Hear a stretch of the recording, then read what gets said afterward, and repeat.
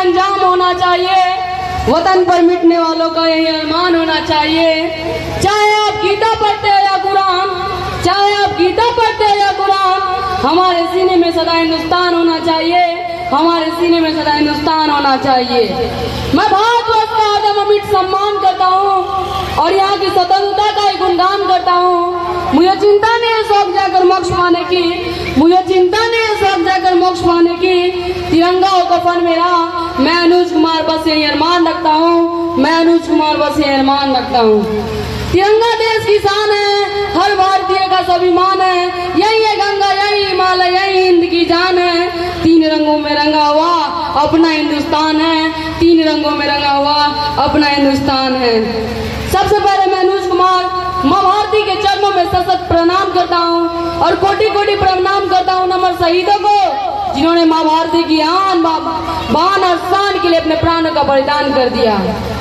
सबसे पहले मैं हमारे इस गुरुकुल के प्रांगण में उपस्थित समस्त पूजनीय प्रिंसिपल सर, गुरुजनों एवं आए हुए अतिथिगण एवं सभी ग्रामवासियों एवं मेरे प्यारे सहपाठी मित्रों का मैं बार बार अभिनंदन करता हूँ। मित्रों, जैसा कि हम सभी जानते हैं 15 अगस्त 1947 को हमारा देश आजाद हुआ था। हम स्वतंत्र हैं, इनके पीछे हमारे देशभक्तों की शहादत, उनका त्याग और समर्पण है। हमारे इस गुलाम देश को आजाद कराने के लिए कई महान क्रांतिकारी हुए, जिनमें 23 साल के भगत सिंह, जिसको हंसते हंसते फांसी पे चढ़ जाना मंजूर था, लेकिन गुलामी में जीना उन्होंने कभी कबूल नहीं किया। ऐसे कई नाम है इतिहास में, राजगुरु सुखदेव, राम प्रसाद बिस्मिल, सुभाष चंद्र बोस, चंद्रशेखर आजाद, गोपाल कृष्ण गोखले। अगर मैं नाम बोलता रहूं ना तो ये दिन निकल जाएंगे, फिर भी ये नाम कभी खत्म नहीं होंगे। आज जिस हवा में सांस ले रहे हैं, न जाने इस आजादी को पाने के लिए कितने लोगों ने लड़ते लड़ते अपने सांसों को छोड़ी है, इसकी कोई गिनती नहीं है। हम ये आजादी हमें दान में नहीं मिली है, बल्कि हमारे देश के वीर सपूतों ने अपने खून देकर कमाई है। ये आजादी हमें विरासत में नहीं मिली है, बल्कि कितने माताओं का दामन सुना हो गया। आजादी के आंदोलन का वो दौर था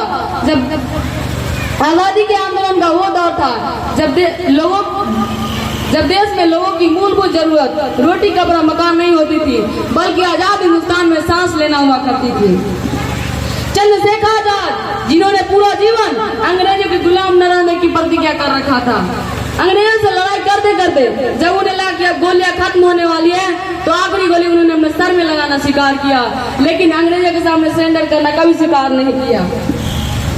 ये वो दौर था जिसमें लाला लाजपत राय ने कहा था कि मेरे शरीर को भले ही कितने लाठियों का चोट पड़ जाए, पर एक वक्त तो भी आएगा जब मेरे शरीर पर पड़ी अंग्रेजों की एक एक लाठी अंग्रेजों के ताबूत में एक कील का काम करेगी। ये वो दौर था जिसमें सुभाष चंद्र बोस ने कहा था, सुभाष चंद्र बोस जैसे सेनानी थे जिनका ये कहना था कि अगर देश में स्वतंत्रता को जगाना है तो हमें मरना ही होगा, जिन्होंने ये भी कहा था कि तुम मुझे खून दो, मैं तुम्हें आजादी दूंगा।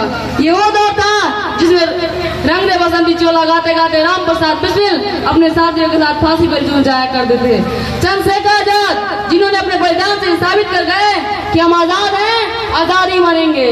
झांसी की रानी लक्ष्मीबाई, उन्होंने ये साबित कर दी कि नारी अबला नहीं होती।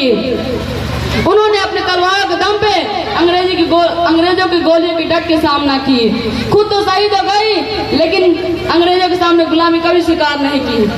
काश मेरी जिंदगी में सरहद का कोई साम आए, मेरी जिंदगी मेरे वतन के काम आए। न खौफ है मौत का, न आरजू है जन्नत की, न खौफ है मौत का, न आरजू है जन्नत की, लेकिन कहीं जिक्र हो शहीदों का, काश मेरा भी नाम आए, काश मेरा भी नाम आए। आज उन तमाम शहीदों के प्रति कृतज्ञता और सदा सुमन समर्पित करने का दिन है। उनके संघर्षों और बलिदानों को याद करके अपने अंदर देश के लिए, समाज के लिए, अपने माता पिता के लिए कुछ बेहतर करने और संकल्प लेने का भी दिन है।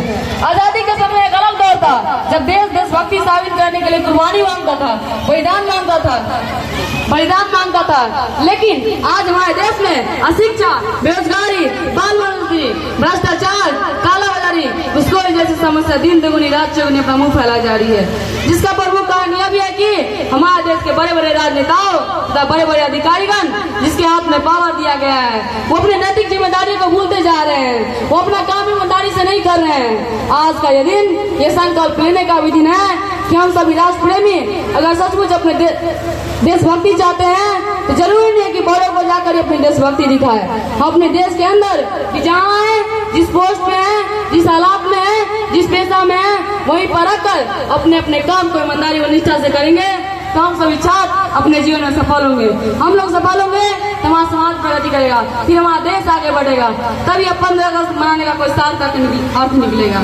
मित्रों, एक बात और कहना चाहूंगा कि स्वतंत्रता दिवस के राष्ट्रगान के केवल 2 मिनट सावधान खड़े हो जाने से हमारी देशभक्ति पूरी नहीं हो जाती। अगर अपने राष्ट्र प्रेम करते हैं तो हमें हर वक्त सावधान रहना होगा, 24 घंटे सावधान रहना होगा। हमें सावधान रहना होगा धार्मिक कट्टरता फैलाते हुक्मरानों से, राजनीतिक बेईमानों से। हमें सावधान रहना होगा विदेशी फंडिंग से, पोषक आतंकवाद से, नस्लवाद और नक्सलवादों से। हमें सावधान रहना होगा धर्मांतरणकारी मिशनरियों से, नफरत भरी निगाहों से, मजहबी घृणाओं से, हिंसा फैलाती अफवाहों से। तब कहीं जाकर 15 अगस्त मनाने का कोई सार्थक अर्थ निकलेगा। आजादी के बाद हमारे देश ने हर क्षेत्र में उपलब्धि हासिल की है। हमारा सफल चंद्रयान मिशन जिसका तरोताजा उदाहरण है, हमारे विदेशों पर से निर्भरता घटी है। आज हमारे पास विदेशी फाइटर जेट्स हैं, स्वदेशी मिसाइलें हैं, हम खाद्यान्न के क्षेत्र में आत्मनिर्भर हैं, हम टेक्नोलॉजी के क्षेत्र में आत्मनिर्भर हैं। हमारे देश के पास विदेशी फाइटर जेट्स भी है, स्वदेशी युद्ध टैंक भी है। मैं दावा तो नहीं करता कि हमारा देश विश्व का सर्वश्रेष्ठ देश है, लेकिन मैं विश्वास जरूर रखता हूँ कि अगर भारत के हर एक नागरिक ईमानदारी और निष्ठा से अपने कर्तव्यों की साधना में जुट जाए तो हमारे देश के विश्व महाशक्ति बनते देर नहीं लगेगी। अतः मैं अपने भाषण के अंत में इतना ही कहना चाहूंगा कि आज के शुभ दिन में संकल्प करता हूँ कि हालात जो भी हो, मैं बड़ा होकर एक ईमानदार